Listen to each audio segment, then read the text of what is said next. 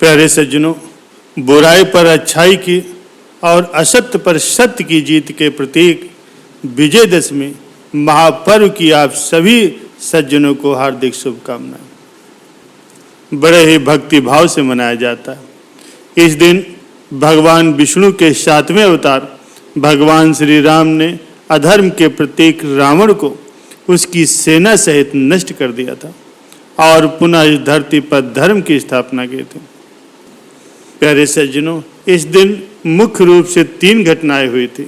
एक श्री राम के द्वारा उस पापी रावण का वध और दूसरी माँ दुर्गा के द्वारा राक्षस महिषासुर का वध और तीसरी धनुर्धारी अर्जुन के द्वारा कौरवों की सेना को परास्त किया गया था।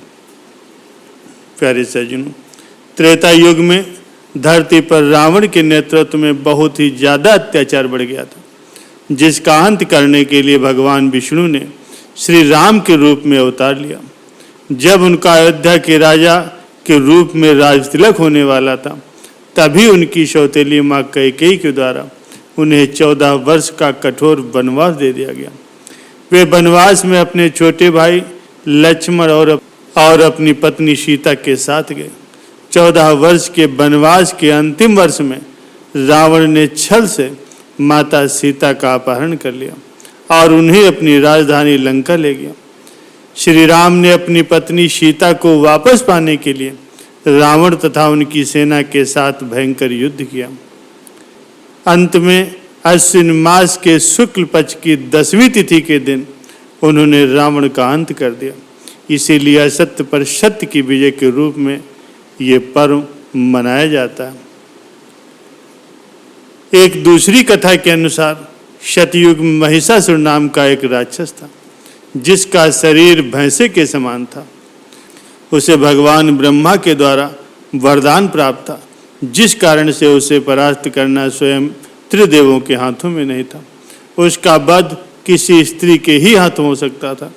इसीलिए ब्रह्मा, विष्णु और महेश ने और समस्त देवताओं ने अपनी शक्ति मिलाकर के एक ऊर्जा का निर्माण किया, जिससे माँ दुर्गा का जन्म हुआ। उन्होंने अकेले ही महिषासुर तथा उसकी करोड़ों राक्षस सेना के साथ 10 दिन तक भयंकर युद्ध किया। उस युद्ध में माँ दुर्गा ने उसकी सारी सेना का निर्मम तरीके से वध कर डाला और अंतिम दिन महिषासुर का भी वध हो गया। इसीलिए बुराई पर अच्छाई के विजय के रूप में इस दशहरा पर्व को मनाया जाता है। इसे विजयदशमी भी कहते हैं। एक अन्य कथा महाभारत के युद्ध से पहले की है।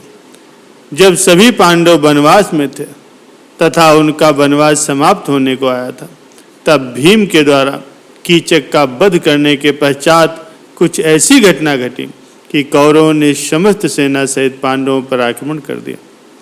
तब अर्जुन ने अकेले ही अपने गांडीव धनुष से सम्मोहक अस्त्र चलाया, जिससे कौरवों की सेना सो गई और उन्हें कुछ समझ में ही नहीं आया कि अब क्या किया जाए।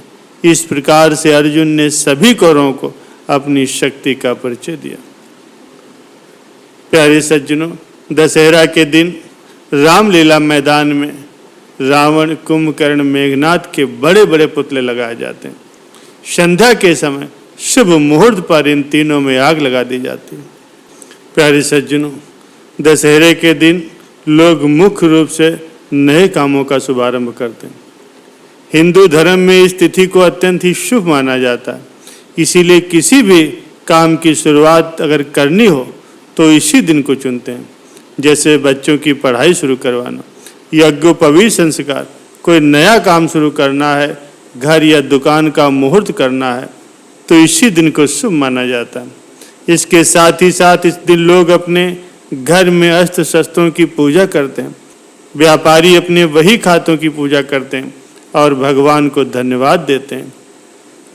प्यारे सज्जनों, दशहरा पर्व मनाने का मुख्य उद्देश्य बुराई पर अच्छाई की विजय, असत्य पर सत्य की विजय के रूप में यह मनाया जाता है। दशहरा पर्व का अर्थ हुआ 10वें दिन बुराई का अंत या 10 बुराइयों का अंत। रावण के 10 सिर थे, जिन्हें एक एक करके श्री राम ने काटा था तथा अंत में ब्रह्मा चला करके उसका वध कर दिया था। ये 10 सिर 10 बुराइयों का प्रतिनिधित्व करते हैं, जैसे काम, क्रोध, लोभ, मोह, मद, मत्सर, अहंकार, आलस्य, हिंसा और चोरी। ये सभी बुराइयों के प्रतीक हैं जो मनुष्य का सर्वनाश कर देते हैं।